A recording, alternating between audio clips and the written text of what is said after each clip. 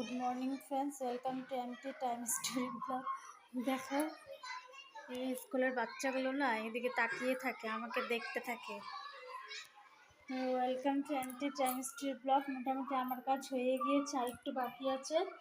দেখো এই বালতিটা লাল হয়ে গিয়েছে, বালতিটা মাজবো। এখানে জাপড়া জমিয়ে রেখেছি, এগুলো ফেলতে যাব। এখানে ফেলার জায়গা আছে তো ফেলবো।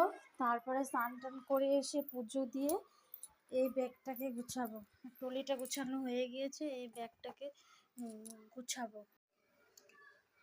দেখো আমাদের এখানে জুতোর দোকান দিয়েছি, সেল সেল সেল, দুর্গাপুজোর সেল। এগুলো সেল করব। এগুলো কিন্তু আমাদের তিনজন মানুষের দেখো এতগুলো জুতোগুলো এখন গুছাবো। আজকে গুছিয়ে দিই, না হলে হচ্ছে না। ফ্রেন্ডস দেখো আর 3টে ব্যাগ আছে, সব আমি গুছিয়ে ফেলছি। তো ডিসিশন নিয়েছি আজ 3টেকেই গুছাবো। তো 3টা না হলেও 2টো গুছাবো। এটা তো গুছাবো, এটাও গুছাবো। এটাতে একটা ম্যাট আছে, ম্যাটটা সোফাতে পেতে দেবো।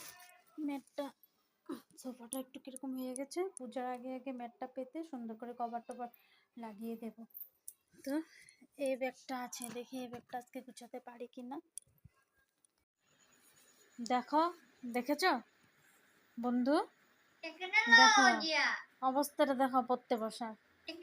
আর বলে এক্সাম 18 তারিখ থেকে। এখানে এসে তো পড়াশোনা হচ্ছেই না।